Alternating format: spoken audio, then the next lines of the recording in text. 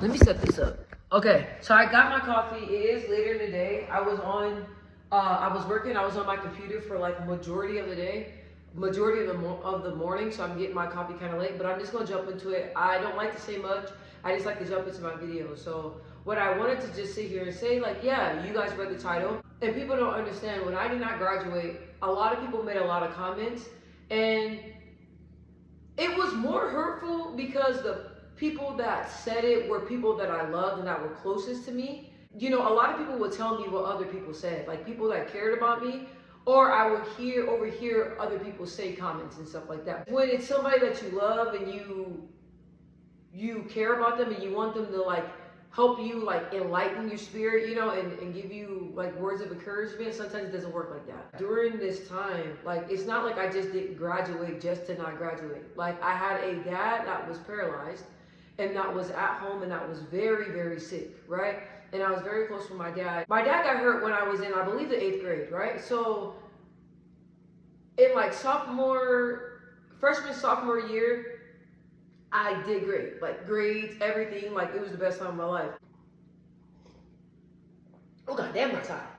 People fail to realize that, yeah, my dad was very, very sick. So I just didn't graduate from high school because I was not smart, right? My dad was sick all 4 years of high school. So when people were out enjoying, you know, school, focusing on their studies, all that, I didn't really have that because I had a lot of things going on at home and I was very close to my dad.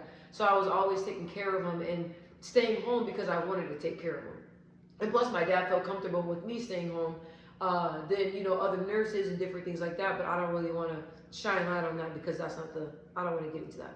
So I wanted to stay home with my dad, so I was trying to balance my dad's life and my dad's well-being, and him being sick was more important than schoolwork. So when I gave school my all, I was getting A's, B's, barely any C's. I got freshman, sophomore year, I was flawless, right? And then my sophomore year, I told my mom, I said, look, I want to stay home and take care of dad. Let me just go get my GED. But my mom was like, no, you need to experience high school, and I don't want that for you. But I was like, Mom, like, right now, like, you know, I'm fresh, I'm very smart, very smart, like, I can take the GED right now, pass it, flying colors, that's it. Then I can just, you know, take care of dad and focus on my other dreams and goals. So with school, I really wasn't a school person, but I was good at school. And when my full attention was there, then school had my all. But with my dad being sick, I wasn't getting enough sleep.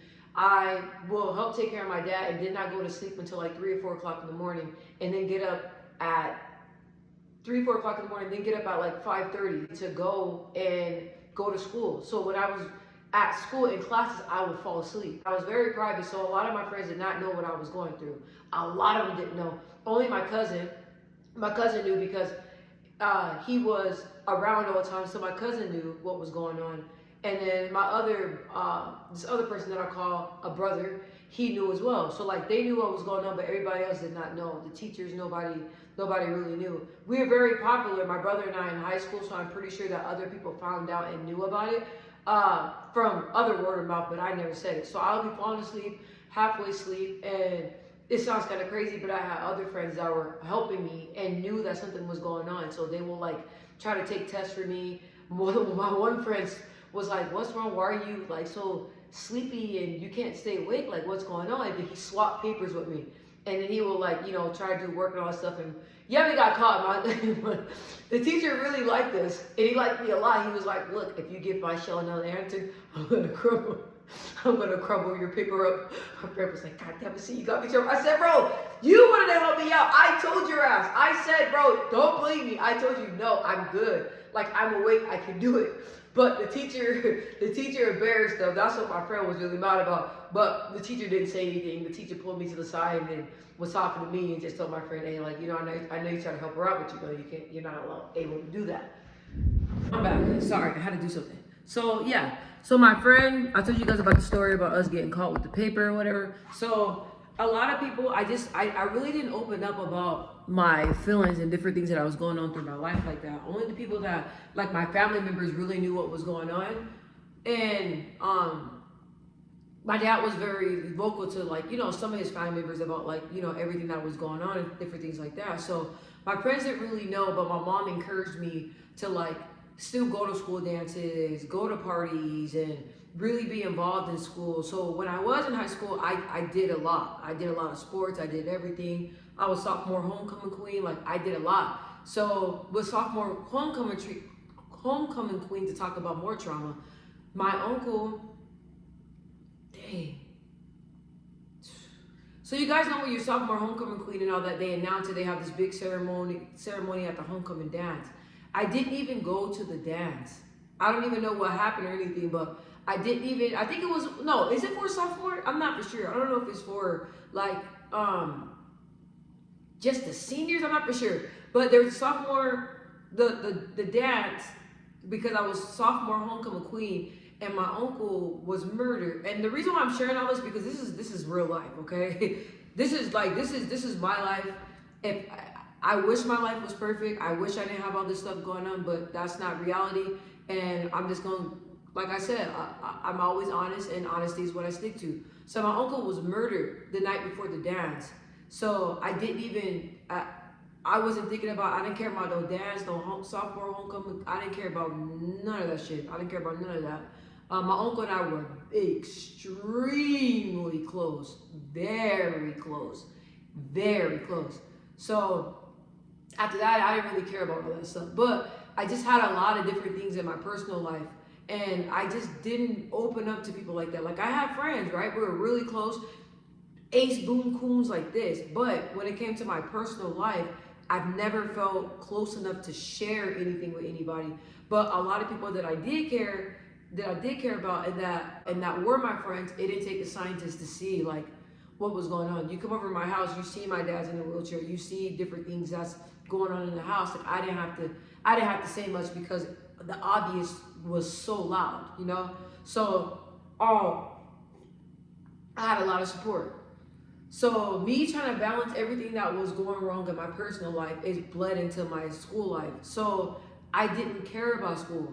So when it came to senior year, to sum it up, I had a counselor, excuse me. I went to another school, I shouldn't have did that. But I went to another school, and it was a great experience because I had some wild times. You know, when you got a wild, free, carefree personality, wherever you go, it's gonna be lit. So when I was at my first high school, that was lit. And then when I went to this second high school, that was lit. So it was lit all the way around.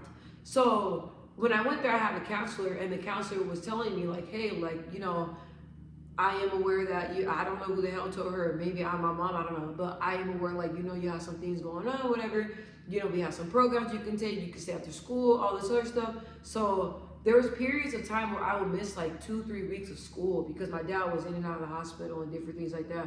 So I would come back and catch up on work. I would never forget that the students knew what was going on. Like I said, I don't know. I'm trying to recall. I don't know how they knew.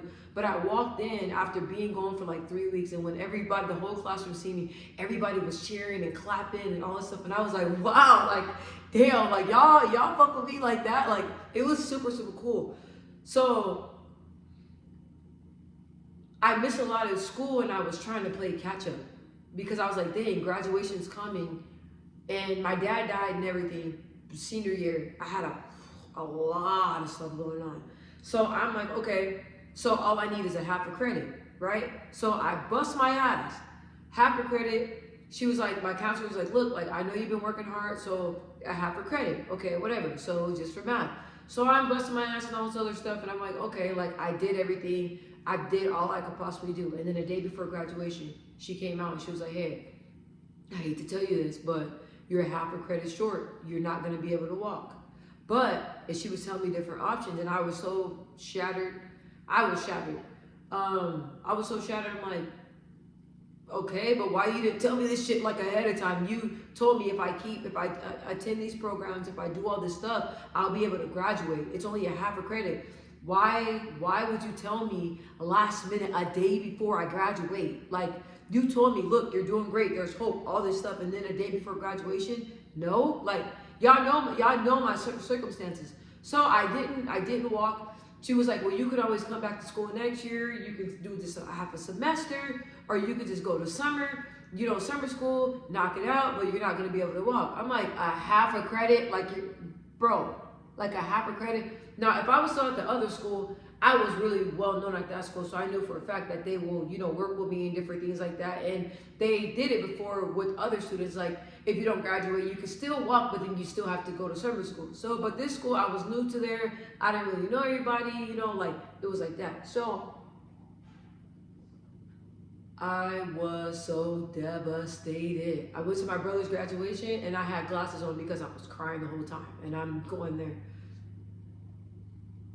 Try not to get emotional. I just go back and I just feel the way that I felt that day. And I had other friends that were mad. They're like, hey, look, like, like, you're always there for me. I didn't see you at my graduation. My best friend at the time was like,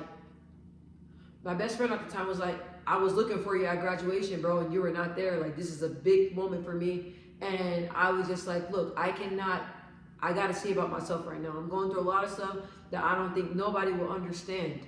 So at that point in time, I just really felt like a failure, And then on top of that, I had people talking about me. You're stupid. You're dumb. You didn't graduate. You should be embarrassed. Blah, blah, blah. All this stuff on top of that.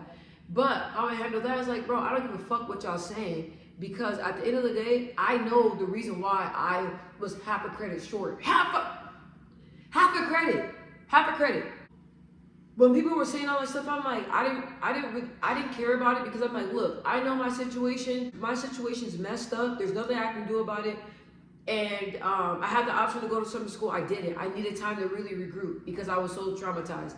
And I was so traumatized to the point to where I was having like traumatizing dreams, right? So I was having dreams about me waking up, like I have 5 minutes to turn in the paper. If I don't, I'm gonna not graduate. I had like traumatizing dreams about it for years. This sounds crazy. For years. So I was like, look, this is not gonna stop bothering me until I do something about it. I could have went to summer school and knocked it out, but I didn't give a fuck I didn't care about all that stuff. So I needed time to regroup and get my mind situated. I did go and take the GED, but I was traumatized. In the middle of the test, I left. So then, few months, like I want to say like a year after that, right? I was like, let me go ahead and get this done, because I'm not gonna live it down. This is something that I need to take care of. Even though it's hard for me to face it, I'm going to take care of it. So then I found a tutor, free tutor for math. I got all the other subjects down. A tutor for math, all the other subjects. I got my mind together. I prayed to God. I'm like, God, I really need to take care of this. I just need you to guide me, and I need to get this done. So then I knocked out all 3 subjects. It was science, social studies, language arts. And I went and passed all of them on the first try. Bada boom, bada boom, that's it. I'm lying. I think social studies I failed the first time. I was like, I'll be down. How the hell? I didn't even really try. I think that's probably why I failed. And then I went back and I passed it with flying colors. And then math, I failed it like 3 times, right? So I was frustrated, because at the time I was trying to get a job, but in order to get this job, you had to have your GED. So I was like super stressing. So then I had the tutor, and because I tried to, study, I had the book, I try to do everything on my own. So then I'm like, all right, let me get a tutor, because I need somebody to visually show me. And I had this tutor, her name was France, and she was, oh my gosh, she was so amazing. I gotta check on her. And Fran. And Fran, she was super, super sweet. And I worked with her. And after I worked with her, I passed and I got my GED. And I was so, so happy, right? I was so, so happy. I got my GED. I don't even know where it's at. Dang, why didn't I get it? I should have got it so I could show you guys that I got my diploma. So I got my GED, and that was a big accomplishment. And then after me getting it, I just had like a level of peace, right? I had a level of peace because I'm like, look, all my dreams, my bad dreams stopped. I felt accomplished. I don't give a damn what nobody says. I went back and I got it. Despite of everything that I was going through, went back, got that GED, got it, proud of it. People want to talk down on GED, but I don't care about that. I got my GED. Even when I searched for other jobs, oh, we need your GED. Hand over that bad boy just like this. Oh, there you go. You got a copy of my GED? My GED? My GED? Like, that's how proud I was of it. So the moral of the story is that The reason why I'm sharing this is because I didn't realize that there were so many people that did not graduate. The year that I was supposed to graduate, no lie, I think they said something crazy like over 300 students did not graduate that year. Not saying that that made me feel better, but I was like, damn, like other students, man, they probably, you know, a lot of them can probably relate or going through the same thing that I went through, you know, or maybe some of them dropped out, but I don't think bad about I don't have a negative outlook when it comes to different things. I always see good in everything no matter what. So I was like, dang, maybe their personal life got into the way of their studies just like me. So, but I didn't realize how many people did not have their GED, right? Or how many people did not graduate, or how many people don't have a high school education. Like, and I know people are probably like, you didn't know that? No, I really, like, I did not know that, right? So my life has been very beautiful and very peaceful, but I had a lot of great moments in my life, but very traumatic, like, experiences. And I was going to write down on a piece of paper every life-changing thing that I went through in my life, and I was going to write it down on a piece of paper, and I was going to just look and read out loud what it says on that paper. And then after I read out loud what it says on that paper, then I was going to tell myself, let it go. Then read the next thing, let it go. Then read the next thing, let it go. Because I did not realize how much terrible things that I went through in my life, but a lot of beautiful things have happened. Like, who the heck can sit here and say, hey, like, I was talked about and called a high school dropout when people didn't know shit about my life like that. And I went back and I got my GED, and I have a great paying job, and I'm doing very well for myself. And each time I keep climbing up the ladder. Like my job I have now, I thought you have to have a college degree to get it. But they told me, they're like, no, all the years of experience that you have, that made up for the college degree. You have the experience. And we seen on your resume and by your experiences that you are qualified, overly highly qualified for the job. So I'm like, wow, like, look what, like, for real, like, look what God can really do for you, right? Look what God can do for you. Like, people always believe and say that education is everything. I know education is a big part of it, but when God has a calling on your life, or you put God in the forefront of everything, the unbelievable things can happen. I got so many jobs without having a diploma. So many jobs. And then once I got the GED, that was just a icing on the cake. Even more opportunities have came and still keep coming forward. So I know a lot of people always tell me all the time, like, you share too much of your life. Like, how you just sit there and, you know, tell somebody, like, you're not ashamed of telling somebody, like, you were a high school dropout. I wasn't a high school dropout. Half a credit short, life got in the way. You know, my dad, I spoke about it so many times because I don't ever want him to feel that I forgot about him. He was shot several times, sick, paralyzed, was blessed to live years after that, passed on, you know, went to go be with the Lord.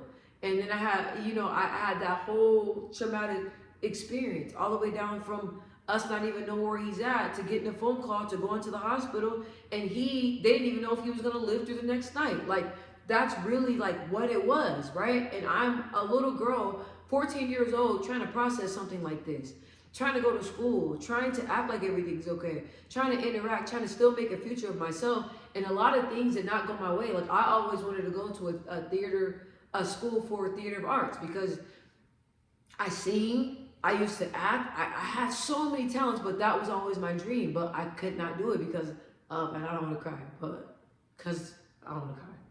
But I could not do it because of the circumstances that went through in my life. But through everything, I always pray to God, and I thank God no matter what. And even though, like, things did not go my way that I wanted to go, I'm creating that now, and I am creating the life that I always visualized and that I always wanted for myself. But that's what I wanted to do. I wanted to go to theater for the arts, and I feel like I didn't really have a lot of support. And I feel like at that point in my life, I just had myself and God, and I was okay with that. I was like, okay, like, I don't feel I have like the support that I should have, but God's got me, and I'm gonna do what I can do. He's gonna come through and he's gonna help me. So, but that was my dream, to go to theater for the arts and be in like Juilliard.